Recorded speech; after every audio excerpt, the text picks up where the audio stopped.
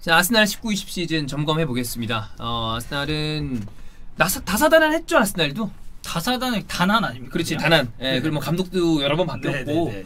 결과적으로 FA컵 타이틀 매치가 남아 있습니다만 리그 성적으로는 유럽 대항전을 또다시 나가지 못했고 또다시 나가지 못한 건 아니지. 지난 시즌 유로파 결승까지 가긴 했죠. 네, 그렇습니다. 주요 사건 체크를 해봐야죠. 일단은 에메리 경질된 게 그리고 네. 아르테타 선임한 게 아스날 입장에서는 좀 지금 와서 생각해보면 중요한 터닝 포인트가 됐죠. 그러니까 나는 약간 좀 의문이에요. 뭐가 의문이죠? 에메리가 첫 시즌에 뭐 막 어쩌고 저쩌고 얘기는 많았지만 그렇게 나쁜 거 아니었거든요. 그렇잖아. 그쵸. 어쨌든 유로파 결승 갔고 그리고 뒤로 갈수록 조금 저기 한 게 있었지만 초반부에 쭉 무패했을 때는 하프타임에 황태자 막 빡빡빡. 물론 거꾸로 생각하면 첫 번째 전술을 확립하지 못한 것도 될 수 있잖아요. 선발을 실패한 거 아니야. 그러니까 계속. 어떻게 얘기하느냐에 따라 달라요. 그렇지. 근데 나는 사실 후자 쪽도 충분히 얘기할 수 있는 부분이라고 생각을 하긴 합니다만 근데 이번 시즌 들어와서 초반부에 너무 말도 안 되게 못했잖아요. 삽질을 많이 했죠. 뭐 어찌됐건 아르테타 부임 이후에 뭐 본인만의 색채를 어느 정도 입히는 데는 성공을 했고 특히 재개 이후에 쌓은 승점이 꽤 많습니다. 네. 최종 순위 8위 마감했고요. 지금 FA컵 결승에 진출을 해있기 때문에 일단은 유로파리그 가능성은 아직까지 남아있는 아스날입니다. 그렇습니다. 뭐 보강 포인트는 많죠. 제가 이거 보강 포인트를 하나하나 썼는데 결국에는 전 포지션 다 보강해야겠더라고. 네. 보강 포인트를 먼저 하나요? 아 보강 포인트가 아니죠? 네. 네네 죄송합니다. 이게 네. 조용히 정신 안 바뀌어 차리세요. 있었네요. 예. 네네. 네 에메리 얘기 그럼 조금 더 해볼게요. 네. 경질되기 전에 7경기 무승이었습니다. 5무 2패. 그리고 아스날 이끄는 동안에 78경기를 치렀는데 43승 16무 19패. 이렇게 보면 승리가 꽤 많긴 해요. 그쵸? 그렇지.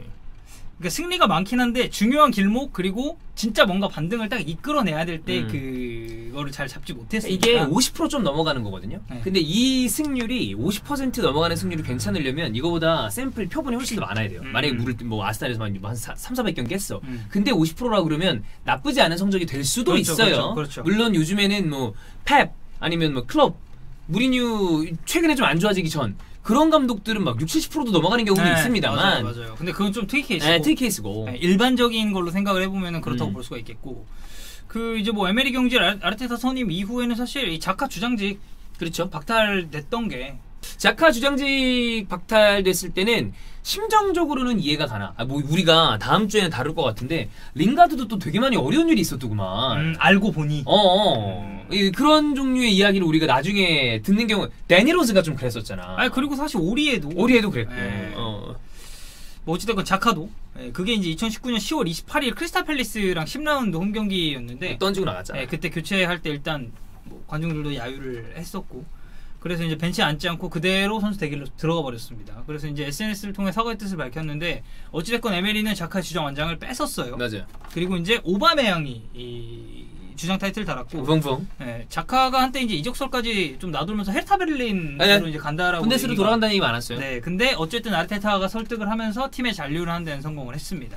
자카가 그때 당시 행동이 잘한 건 아니었습니다. 근데 여러 가지 분위기로 봤을 때 어떤 심정이었는지 이해는 할 수 있어요. 아까 얘기했던 선수들이랑 그것처럼 막 집에 우환이 있었던 건 아닌데. 그렇죠. 전체적으로 막 그 모독도 있었다 그러고 그러니까 왜 그랬는지 이해는 할 수 있으나 두둔할 수 있는 행동은 아니다. 그러니까 팬들한테 그렇게 좀 신임을 잃어버린 주장은 사실상 이게 그래. 수명을 다 했다고 볼 수 있거든요. 근데 어쨌든 지금 아르테타가 부임한 다음에 자카는 빌드업의 축이에요. 그래서 없으면은 경기 자체가 안 들어갑니다. 번개볼이랑 비슷해졌어. 번개볼도 솔직히 우리가 자카 없으면 경기 안 풀리잖아. 존나 욕하는데 그런 게 좀 있어요. 자, 그럼 이제 최고의 순간 체크를 해봐야죠. 맨시티전 아닐까요? FA컵? 저는 이거만큼 올 시즌 아스날에서 제일 뭔가 좀 성과 있고 성취감 있었던 경기가 있었나? 두 개. 나는 그거랑 그 첼시전 무승부. 2대2. 2대2. 나 그때 막 옷 입고 지랄하고 난리 났었던 적 있잖아. 그러니까 그게 기억. 지랄을 하시더라고요. 뭐야? 저 왜 저래? 와! 와!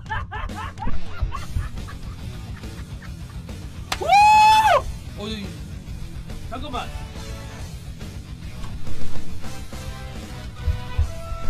비록 작년 거지만 와!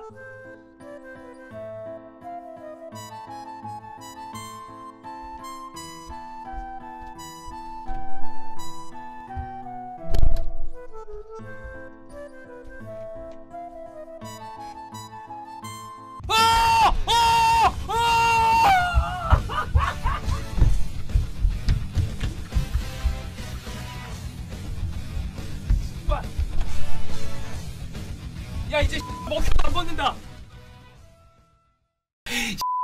그거 조회수 잘 나왔어. 아니 뭐 잘 나왔으니까. 그러니까 그래. 형이 쌉질하래 잘 나온 거야.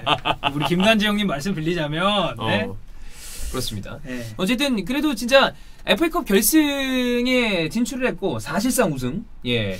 좀 많은 분들이 뭐 착각은 안 하시겠지만 네. 첼시를 무조건 잡아서 사실상 우승이라고 그러는 게 아니라 그냥 결승 간 것만으로도 우승이나 다름없다라고 얘기를 하는 거니까. 네. 네. 그러니까 뭐 어쨌든 감독 교체도 있었고 뭐 주장직 박탈 뭐 이제 스캔들이 뭐 이렇게 뭐 전후 좌우 정말 많았었던 아스날인데 어찌 됐건 이 리그에서는 유럽 대항전 진출을 실패를 했어요. 순위로는 실패를 맞아요. 했고 이 아르테타 체제로 들어가면서 어느 정도 안정을 찾은 게 맞죠. 왜냐면 경기를 풀어감에 있어서 아스날만의 색채가 뭔가 나오기 시작했으니까. 그래서 결승에 갔는데 이 여기서 사실 뭐 셰필드라든지 그러니까 이 팀이 뭐 완전 떨어진다 이런 의미가 아니에요. 뭐 셰필드라든지 뭐 비교적 뭐 울버햄튼이라든지 그러니까 중하위권 팀이 결승에 올라오는 경우가 있잖아요. 네. 그러니까 준결승에서 그런 팀을 잡는 거랑 맨시티 같은 다르지.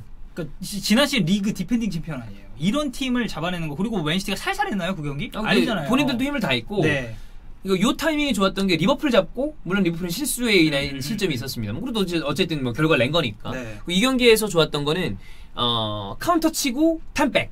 아스날이 항상 거기 실패해 왔는데 그걸 나름대로 잡았다. 맨시티에 그렇죠. 대한 방어법을 보여줬다라는 데에서 의미가 있고 그다음 경기 빌라한테 졌죠. 네.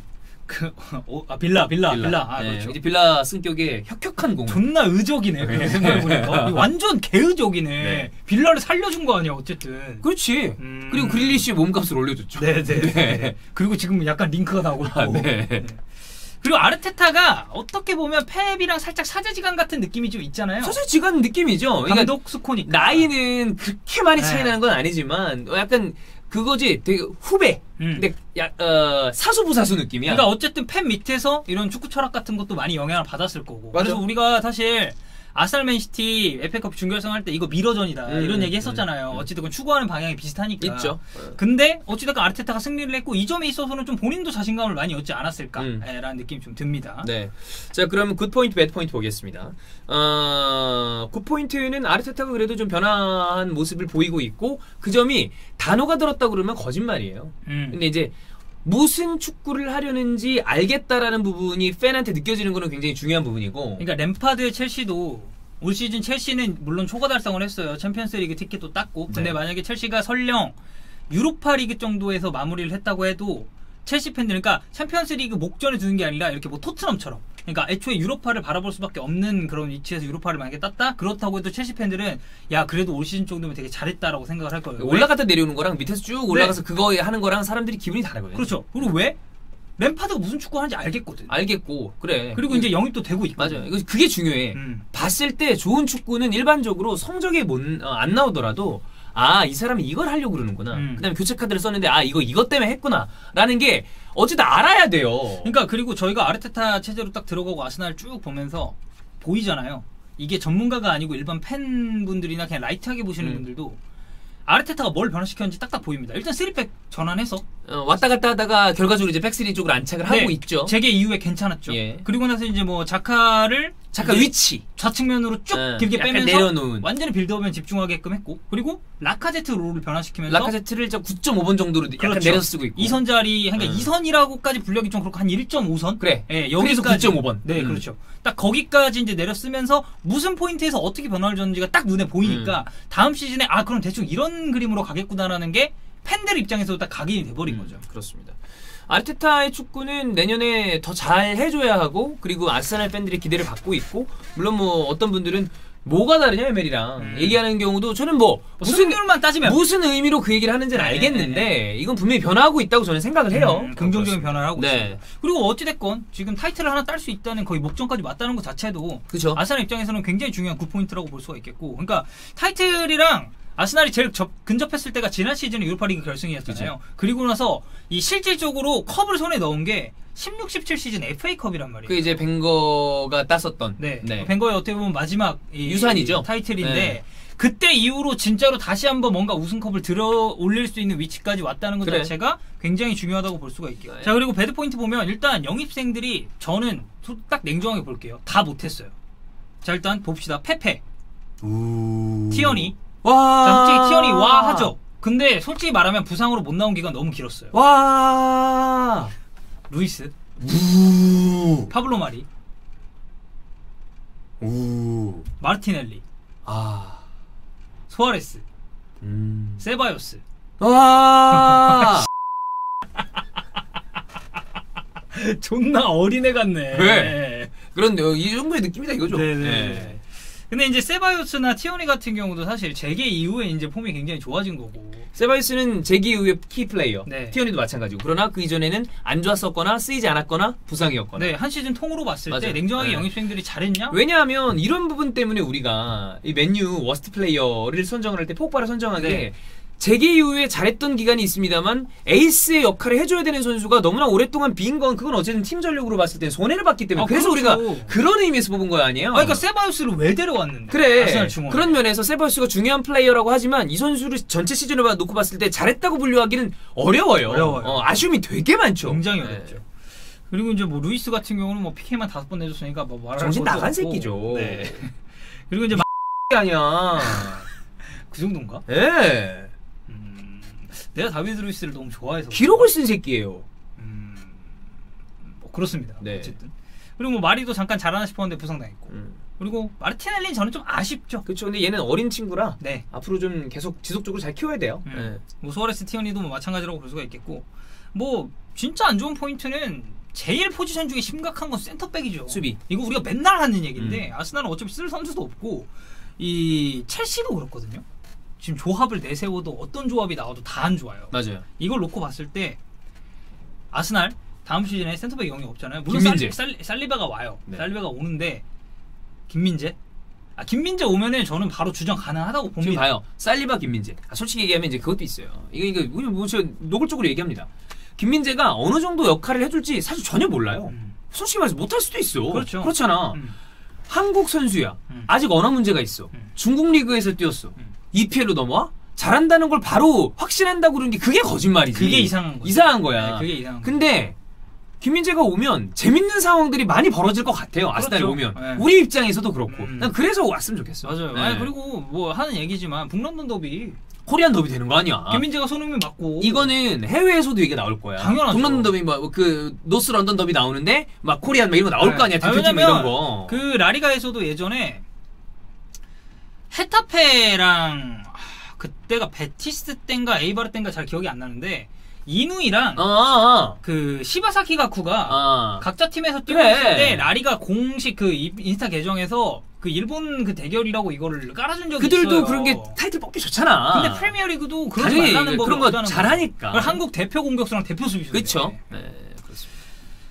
자, 베스트 워스트. 베스트 누구 보나요? 베스트를 저는 솔직히 말해서 쭉 생각을 해봤어요. 가봉맨을 해야 되는 것인가, 아르테타를 해야 되는 것인가. 그런데 하나 하겠습니다. 에밀리아노 마르티네스. 저는 네. 어떤 의미인지 알겠네요. 레노의 부상은 청천벽력이었습니다. 근데 난 이렇게 잘할 거라고는 상상도 못했고요. 정말 묵묵하게 조용히 퍼스트 역할을 한 번도 해주지 못하면서 팀에 쭉 있었던 선수인데 이건 어떤 뭐라 그럴까? 내가 이런 선수에 대한 얘기를 최근에 되게 많이 하는데 늙었나 보다. 근데 쭉 그렇게 어떤 본인의 실력을 갈고 닦고 기회를 보고 있다가 기회가 온 순간 본인 능력을 보여주는 게 약간 나름 되게 짧고 뭘 따낸 건 아니지만 나름의 이 감격스러운 스토리를 만들어낸 선수라고 생각해요. 짧지만. 감동 실화. 네. 그래서 저는 에밀리아노 마르티네즈를 뽑고 싶습니다. 저는 비슷한데 전 레노예요. 그래서. 레노. 네. 그 전에는 완전히 히어로였죠. 네. 그러니까 가봉맨 골 많이 넣고 거의 득점왕 할 뻔한 거 좋아요. 근데 레노 없었으면 떨궜을 승점 진짜 엄청 많습니다. 맞아. 자, 워스 누구죠? 다비드 루이스. 다비드 루이스. 저는 페페. 페페 할까? 고민되죠. 다비드 루이스. 다비드 루이스. 그러니까 그러니까 페페랑 다비드 루이스 중에 왜 다비드 루이스예요? PK 존나 내줘서. 되게 단순한 이유네. 네. 그러니까 페페는 이거예요. 돈값을 못했어요. 돈 있죠, 돈. 진짜로. 페페가 만약에 한 300억? 내가 그럼 워스트로 안 뽑습니다. 그러면 그냥 300억 그래 이렇게 할 텐데 1000억은 그렇지. 이거는 너무 비싸. 싸베바예요 진짜로. 그렇습니다. 그럼 종합 평점 보죠. 5. 저는 6 플러스 알파. FA컵. 아니 5 플러스 그래, 알파. 5 플러스 알파 정도. 알파. 나도 만약에 FA컵 따면 거기서 한 2점 더 줄 수 있겠습니다. 네, 6에서 한 7 정도. 이건 뭐 비슷한 것 같네요. 네. 자, 그럼 이제 이적 시장 체크해 보죠. 네.